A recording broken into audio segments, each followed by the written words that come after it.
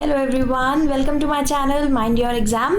आज की इस प्लेसमेंट प्रिपरेशन की वीडियो में हम जो क्वेश्चन करेंगे वो है ट्रीज पे बेस्ड, और ये क्वेश्चन है finding out the ancestors of a binary tree. मतलब बाइनरी ट्री के किसी भी नोड के एक नोड गिवन होगी, उसके सारे एंसेस्टर्स आपको प्रिंट कराने हैं।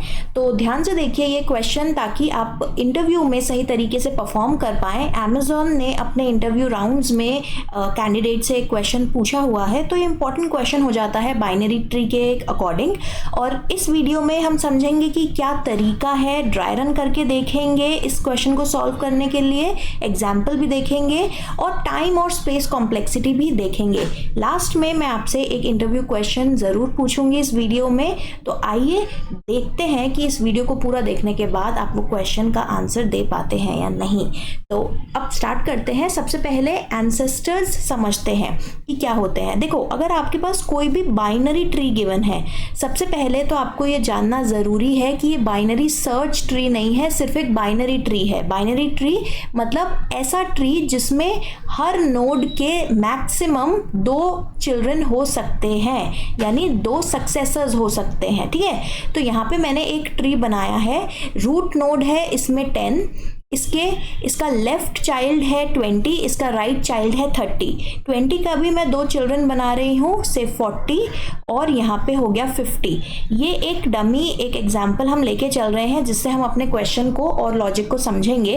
तो किसी भी नोड का एंसेस्टर क्या होता है? किसी भी नोड का सबसे पहला एंसेस्टर होता है उसका पेरेंट। तो अगर मुझे 40 का एंसेस्टर्स, सारे एंसेस्टर्स फाइंड आउट करने हैं, तो सबसे पहले मैं 40 के पेरेंट पे जाऊंगी। ये हो जाएगा 40 का पहला एंसेस्टर।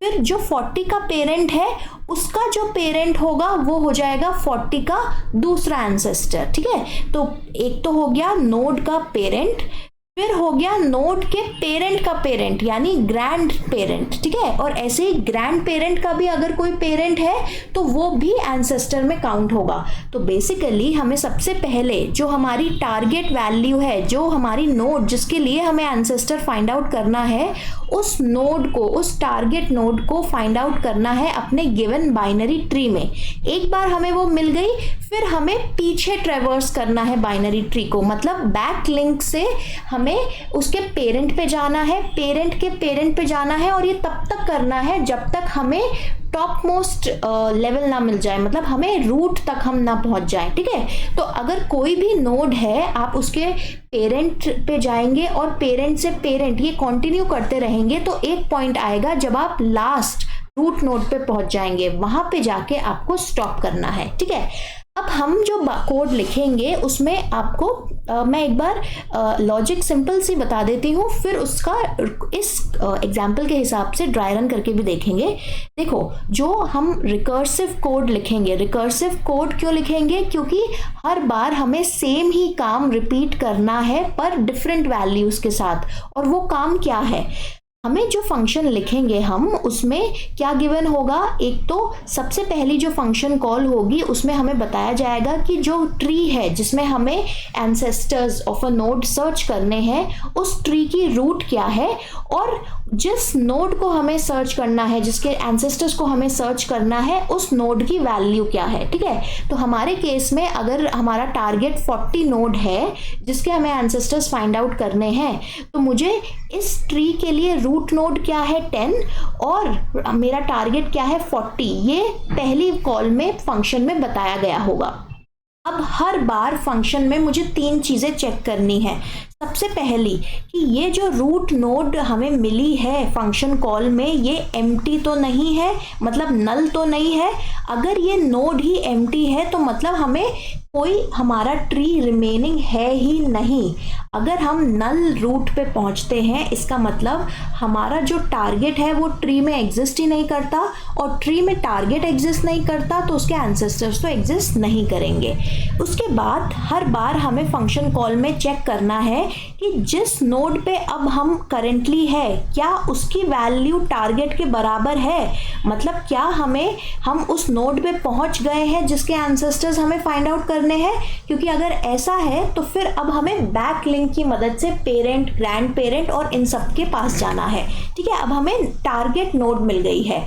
और तीसरी चीज जो हम जो सबसे इंपॉर्टेंट है जिसमें हम रिकर्सिव कॉल करेंगे, अगर रूट एम्प्टी नहीं है और नोड हमारी टारगेट नोड अभी तक नहीं मिली, तो हमें क्या करना है, जिस भी नोड पे हम करेंटली हैं उस नोड के लेफ्ट और राइट सब ट्रीज पे सेम प्रोसेस को रिपीट करना है। यानी एक कॉल होगी फंक्शन को नोड के लेफ्ट चाइल्ड पे और एक कॉल होगी फंक्शन को नोड के राइट चाइल्ड पे। ठीक है, राइट और लेफ्ट पे हम सेम प्रोसेस करेंगे।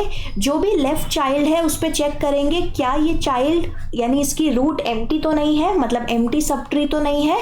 अगर नहीं है तो हम चेक करेंगे क्या ये चाइल्ड टारगेट नोड है, और अगर टारगेट नोड भी नहीं है तो अगेन हम इस चाइल्ड के लेफ्ट और राइट चिल्ड्रन पे कॉल करेंगे।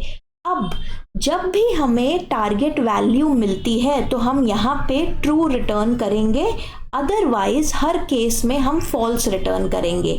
इससे हमें पता चलेगा, इससे हमें हेल्प मिलेगी ये जानने में कि एक्चुअली हमारा टारगेट रीच हुआ है या नहीं। अब मैं इस एग्जाम्पल से आपको दूसरी स्लाइड में समझाती हूँ कि एक्चुअली कैसे रिकर्सिव कॉल्स होंगी और आपको कैसे फंक्शन को समझ के एग्जीक्यूट करना है। यहाँ पे मैं फिर से अपना ओरिजिनल ट्री जिस पे हम वर्क करेंगे वो क्रिएट कर देती हूँ। 10, 20 आप वैल्यूज कुछ भी ले सकते हैं, मैं बहुत आसान ट्री बना रही हूँ। 10, 20, 30, 20 के अगेन मैंने दो चिल्ड्रन बनाए हैं 40 और 50। 40 मेरा टारगेट है और रूट नोड मेरी है 10। तो सबसे पहले जो सपोज मैंने नाम दिया अपने फंक्शन को एंसेस्टर्स, ठीक है, एंसेस्टर्स मैंने नाम दिया, इसमें सबसे पहली कॉल होगी रूट नोड के साथ। रूट नोड की वैल्यू क्या है 10, और मतलब 10 एक्चुअली यहाँ पे पॉइंटर पास होगा, नोड खुद में पास होगी, पर अंडरस्टैंडिंग के लिए मैं आपको यहाँ पे रूट की जगह 10 लिख रही हूँ ताकि आपको समझ आए कि रूट यहाँ पे इस पॉइंट पे कौन सी नोड को हम रेफर कर रहे हैं, रूट नोड। ठीक है, अब यहाँ पे हमें सेकेंड आर्ग्यूमेंट जो पास होगी हमारे फंक्शन में वो हमेशा टारगेट वैल्यू होगी ताकि हमें पता रहे हम कौन सी वैल्यू को सर्च कर रहे हैं। देखो आपको तीन चीजें करनी है। जो सबसे पहली कॉल हुई उसमें आपने चेक किया कि क्या रूट नोड एम्प्टी है, नहीं ये एम्प्टी नहीं है, ये नल नहीं है, ये एक वैलिड नोड है। उसके बाद आपने चेक करा क्या रूट नोड की वैल्यू मैच कर रही है टारगेट से, नहीं, 10 और 40 मैच नहीं करते। तो इस केस में अब आप थर्ड सिनेरियो में आएंगे, जब ये दोनों ही सिचुएशन फॉल्स हो गई हैं तो अब आप थर्ड आप इफ स्टेटमेंट कह सकते हैं, इफ कंडीशन को आप चेक करेंगे। इसमें अब आप रिकर्सिव कॉल करेंगे लेफ्ट और राइट चिल्ड्रन पे। तो रूट नोड का लेफ्ट चाइल्ड क्या है 20, तो मैंने रिकर्सिव कॉल करी 20, और इसका टारगेट हमेशा 40 ही रहेगा। हर कॉल में हमें टारगेट तो सेम ही बताना है पिछली कॉल से जो आया है हमारे पास। और रूट नोड के राइट चाइल्ड पे मैंने कॉल करा 30 जिसकी वैल्यू है और टारगेट यहाँ पे है 40। अब एक साइड का ट्री कवर करते हैं। जब ये वाला पर्टिकुलर कॉल होगी तो इसमें हम चेक करेंगे क्या रूट नोड एम्प्टी है, नहीं, रूट एक वैलिड नोड है। क्या रूट नोड और टारगेट वैल्यू सेम है, रूट नोड पे जो वैल्यू है इस पर्टिकुलर कॉल में, नहीं, 20 और 40 अगेन डिफरेंट है। तो यहाँ पे हम आगे फर्दर दो कॉल्स करेंगे कि एंसेस्टर यानी जो भी आपने फंक्शन का नाम दिया है उस पे लेफ्ट 20 का लेफ्ट चाइल्ड कौन सा है 40, यहाँ पे टारगेट वैल्यू भी 40 पास होगी। और दूसरी कॉल कौन सी होगी यहाँ पे एंसेस्टर राइट चाइल्ड पे, राइट चाइल्ड है 50, 20 का राइट चाइल्ड है 50 और टारगेट था 40। अब लेफ्ट साइड की कॉल्स को पहले हम क्योंकि फिनिश कर रहे हैं तो यहाँ पे आते हैं। इस केस में हमारी चेकिंग होगी कि रूट नोड यानी 40 वाली नोड क्या ये एम्प्टी है, नहीं ये एम्प्टी नहीं है। क्या 40 वाली नोड टारगेट के बराबर है इसकी वैल्यू, हाँ बिल्कुल, तो यहाँ से ट्रू रिटर्न हो जाएगा। और इसके बाद जब आप ट्रू रिटर्न करोगे इसके बाद भी मतलब रिटर्न आपने ट्रू कर दिया तो फर्दर इसकी कॉल्स नहीं होंगी क्योंकि रिटर्न आप कर रहे हैं। रिटर्न मतलब ये कॉल यहीं पे ख़त्म हो जाएगी और इस कॉल का जो रिटर्न वैल्यू है जिस फंक्शन कॉल ने इस पर्टिकुलर कॉल को कॉल किया था वहाँ पे ये वैल्यू प्रिंट मतलब सेव हो जाएगी या रिटर्न हो जाएगी। तो यहाँ से इस वाली फंक्शन कॉल की हमारे पास रिटर्न वैल्यू आ गई ट्रू, जो कि यहाँ पे रिटर्न हो जाएगी 20 वाली फंक्शन कॉल पे। ठीक है, अब आते हैं, क्योंकि लेफ्ट साइड वाली कॉल्स फिनिश हो गई है तो हमें 20 के राइट साइड, जो राइट सब ट्री पे हमने कॉल किया था, हमें उस पे एग्जीक्यूट करना है। अब वही तीनों कंडीशंस चेक होंगी। क्या यहाँ पे रूट जो है इस पर्टिकुलर कॉल के लिए रूट नोड कौन सी है? 50। क्या 50 एम्प्टी है? नहीं। क्या 50 टारगेट वैल्यू के बराबर है? नहीं। तो हमें क्या करना है? हमें कॉल करनी है इसके राइट और लेफ्ट चाइल्ड पे। अब इस केस में 50 का लेफ्ट चाइल्ड भी नल है और राइट चाइल्ड भी नल है। जब आपके अब इस कॉल के लिए रूट नोड क्या हुई है? रूट नोड एक नल नोड हुई है। तो जब आपकी एक ऐसी कॉल होगी जहां पे रूट नल आई है उस कॉल के लिए, तो आप क्या रिटर्न करेंगे? फॉल्स वैल्यू यहाँ पे रिटर्न करेंगे। दोनों कॉल से फॉल्स वैल्यू रिटर्न हो जाएगी, क्योंकि जो पहली कंडीशन हम चेक कर रहे हैं रूट का नल या नॉन नल होना, अगर रूट नल है तो यहाँ पे कंडीशन फॉल्स रिटर्न हो जाएगी। ठीक है। अब जब यहाँ पे कंडीशन फॉल्स रिटर्न होगी तो उस सिनेरियो में अब ये वाली जो फंक्शन कॉल है, ये वाली फंक्शन कॉल इन दोनों कंडीशंस की जो वैल्यूज आई हैं, जो दोनों फॉल्स वैल्यू आई है, इसे वापस से रिटर्न करेगी। दोनों कंडीशंस की रिटर्न वैल्यू में हम और करेंगे। दोनों में से अगर कहीं से भी ट्रू रिटर्न होता तो हम ट्रू रिटर्न कर देते ऊपर। ठीक है। हम और क्यों कर रहे हैं? चाहे लेफ्ट ट्री में हमें आंसर मिल जाए, चाहे राइट ट्री में आंसर मिल जाए, हमें तो एक ही टारगेट नोड फाइंड करनी है। अगर एक से ज्यादा टारगेट नोड है भी तो हमें एक का एंसेस्टर ही फाइंड करना है, राइट। तो हम फॉल्स और फॉल्स दोनों ही फॉल्स वैल्यू जब उनका और हम करेंगे तो ये वैल्यू फॉल्स रिटर्न हो जाएगी। अब 20 वाली रिकर्सिव कॉल फिनिश हो गई है। इसमें से एक वैल्यू आई है ट्रू। ट्रू का और जब हम फॉल्स के साथ करेंगे तो ये वैल्यू जो रिटर्न होगी वो हो जाएगी ट्रू। तो रूट पे जो हमने कॉल करी थी, यानी 10 वाली जो फंक्शन कॉल था, उसका जो लेफ्ट सब ट्री था उसने क्या रिटर्न करी है? Value true. अब देखो, जब जब आपके पास ट्रू रिटर्न हो रहा है, जैसे ही आपके पास ट्रू रिटर्न होता है तो ट्रू जिस फंक्शन कॉल से रिटर्न होगा उसका रूट हम प्रिंट कराएंगे। सबसे पहले ट्रू कहाँ से रिटर्न हुआ था? 40 से। 40 की कॉल, 40 की रूट नोड क्या थी? 20। तो हमने 20 प्रिंट करा दिया। ट्रू का मतलब है कि जैसे ही आपको सब ट्री में आपकी टारगेट नोड मिल गई है तो आप उसका रूट प्रिंट करा दोगे। ठीक है। तो उस 40 का हमने पेरेंट प्रिंट करा दिया। अब 20 वाली फंक्शन कॉल ने भी ट्रू रिटर्न करा है तो 20 वाली फंक्शन कॉल का पेरेंट प्रिंट करा दो। पेरेंट क्या होगा? 10 होगा। तो यहाँ पे 20 और 10 प्रिंट हो जाएगा। आप देख सकते हो 40 के दो ही एंसेस्टर्स थे, एक 20 और एक 10, जो कि दोनों प्रिंट हो चुके हैं। लेकिन अभी भी जो हमने कॉल्स करी हैं उसमें राइट सब ट्री रिमेनिंग है, 10 का राइट सब ट्री, तो उसे एग्जीक्यूट तो करना ही है हमें, है ना। तो अब आगे चलते हैं। एंसेस्टर 30,40, इस केस में हमने चेक किया क्या 30 वाली रूट नोड एम्प्टी है? नहीं। क्या ये टारगेट के बराबर है? नहीं। तो हम इसकी रिकर्सिव कॉल करेंगे लेफ्ट और राइट सब ट्री पे, पर लेफ्ट राइट दोनों ही इसके सब ट्रीज नल है। तो यहाँ पे वैल्यू क्या रिटर्न हो जाएगी? दोनों ही इसके चिल्ड्रन की कॉल्स फॉल्स रिटर्न करेगा और ये वाली पर्टिकुलर कॉल वापस क्या रिटर्न करेगी? फॉल्स रिटर्न करेगी। तो जो हमारी ओरिजिनल कॉल थी एंसेस्टर रूट नोड 10,40 वाली, उस केस में अब हमारे पास ट्रू और फॉल्स ये कंडीशन आ गई है जिसका आउटपुट है ट्रू। ठीक है। तो हमने पूरे प्रोसेस में जब भी किसी फंक्शन कॉल का आउटपुट या रिटर्न वैल्यू ट्रू आ रही है तो हमने उसका रूट, उस पर्टिकुलर फंक्शन कॉल की रूट को प्रिंट कराया है। तो यहाँ पे 10 और 20 प्रिंट हो गया है और 40 के एंसेस्टर्स 10 और 20 ही थे, तो हमारा आउटपुट सही है। एक बार इसको पाइथन कोड से भी समझ लेते हैं। पाइथन में आप कैसे इंप्लीमेंट करेंगे? सबसे पहले आपको एक क्लास बनानी है। क्लास मतलब इस ट्री को बनाने के लिए मैंने एक क्लास बनाई है क्लास हर नोड को रिप्रेजेंट कर रही है, मतलब बाइनरी ट्री क्लास नहीं बनाई है मैंने नोड नाम की एक क्लास बनाई है। अब नोड में क्या क्या वैल्यूज हैं जो हमें इंफॉर्मेशन स्टोर करनी है, ये नोड का कंस्ट्रक्टर है। मतलब हर नोड जब क्रिएट हम करेंगे इस फंक्शन को ऑटोमेटिकली कॉल किया जाएगा। हर नोड की कुछ वैल्यू होगी, उसका लेफ्ट चाइल्ड होगा और राइट चाइल्ड होगा। वैल्यू हम जब भी नोड क्रिएट करेंगे वैल्यू को हमें पास करना है जो कि असाइन हो जाएगी नोड की वैल्यू में, और लेफ्ट और राइट चिल्ड्रन को हम इनिशियली नन या नल सेट करेंगे। अब इसके बाद हम पहले अपना ट्री बना लेते हैं। ट्री मैंने वैसे ही बनाया है जो कि मैंने एग्जाम्पल में भी लिया था। रूट नोड है 10, मतलब नोड का कंस्ट्रक्टर कॉल हो रहा है विद वैल्यू 10। अब इसी रूट को, जो ये 10 वैल्यू बनी है, 10 वैल्यू की नोड बनी है, इसके लेफ्ट में मैंने एक नई नोड बनाई है 20, और इसी रूट के राइट में मैंने एक नई नोड बनाई है विद वैल्यू 30।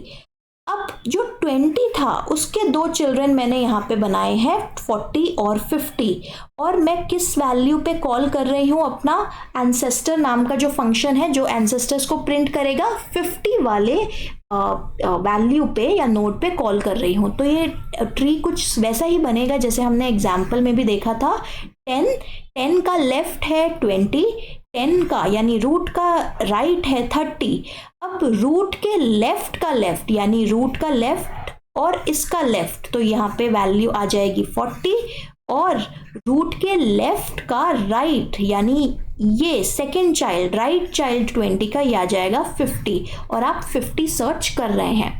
अब एंसेस्टर जो मेन फंक्शन है हमारा, उसका पाइथन कोड देख लेते हैं। इस कोड में हमने क्या किया है, जैसे कि मैंने आपको पहले भी बताया, आपको इस फंक्शन में पास करना है कौन से ट्री में आपको सर्च करनी है टारगेट वैल्यू। तो ट्री की रूट नोड आपने पास करी है, ये एक नोड है, ठीक है, ये रूट का डेटा वैल्यू नहीं है। डेटा वैल्यू मैंने सिर्फ एग्जाम्पल में एक्सप्लेन करने के लिए दी थी। और दूसरी वैल्यू है टारगेट वैल्यू, जिसे हमें सर्च करना है। तो सबसे पहले हमारी पहली कंडीशन आ जाती है कि रूट अगर नन है यानी एम्प्टी है तो फॉल्स रिटर्न कर दो। जब एम्प्टी सब ट्रीज आ रहे थे तो हम फॉल्स रिटर्न कर रहे थे, है ना। दूसरी हमारी कंडीशन आ जाती है कि अगर जिस ट्री पे हम कॉल कर रहे हैं या जिस नोड पे जिसको हम चेक कर रहे हैं उसी की वैल्यू टारगेट के बराबर है तो ट्रू रिटर्न कर दो। देखो यहाँ पे रिटर्न स्टेटमेंट मतलब अगर पहला वाला रिटर्न स्टेटमेंट एग्जीक्यूट हुआ तो रिमेनिंग पूरा कोड एग्जीक्यूट नहीं होगा, ठीक है, ये फंक्शन से ही रिटर्न कर दिया जाएगा। अगर दूसरा वाला रिटर्न स्टेटमेंट एग्जीक्यूट हुआ तो डायरेक्टली ट्रू रिटर्न हो जाएगा और थर्ड इफ स्टेटमेंट एग्जीक्यूट नहीं होगा। अब अगर पहली दो कंडीशंस रिटर्न नहीं होती यानी पहली दोनों कंडीशंस फॉल्स हो जाती हैं तो हम थर्ड कंडीशन पे आएंगे। थर्ड कंडीशन में एक और स्टेटमेंट है, और में दो कंडीशंस है कि अगर जो करंट रूट है उसकी लेफ्ट चाइल्ड पे, उसके लेफ्ट सब ट्री पे जब मैंने ये फंक्शन कॉल किया और उसके साथ साथ जब मैंने ये फंक्शन कॉल किया रूट के राइट सब ट्री पे, तो अगर दोनों में से किसी ने भी ट्रू रिटर्न करा है तो क्या करो, रूट की वैल्यू प्रिंट कर दो। मतलब अगर जो भी हम रूट अभी करेंटली देख रहे हैं उसके राइट या लेफ्ट सब ट्री में हमें टारगेट मिल गया है तो इस पर्टिकुलर रूट की वैल्यू को प्रिंट कर दो क्योंकि ये एक एंसेस्टर है, ठीक है, और उसके बाद रिटर्न कर दो ट्रू, ठीक है। जब ये कॉल रिटर्न होगी तो ये अपने पेरेंट को प्रिंट करेगी, ठीक है, और इसी तरीके से हमारे सारे एंसेस्टर्स हमें मिल जाएंगे। अब सपोज तीनों ही इफ कंडीशन फॉल्स हो जाती है तो लास्ट में हमें इस लूप से बाहर इस फंक्शन से बाहर आना है और हम फॉल्स रिटर्न कर देंगे कि यहाँ पे एंसेस्टर्स और टारगेट नहीं मिला है हमें। तो जो हमने ट्री बनाया था और जो फंक्शन कॉल करी थी उसके लिए आउटपुट आप देख सकते हैं 20 और 10 प्रिंट हो जाएगा। 50 के एंसेस्टर्स हैं। देखो यहाँ पे हमने ट्री बनाया था, ट्री यहाँ पे हम 50 पे यहाँ पे फंक्शन कॉल हमें करी थी।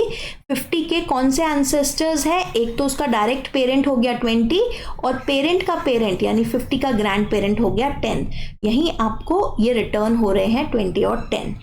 अब आइए जान लेते हैं कि इस केस में इस कोड की टाइम और स्पेस कॉम्प्लेक्सिटी क्या होगी। देखो टाइम कॉम्प्लेक्सिटी हम कैसे कैलकुलेट करेंगे?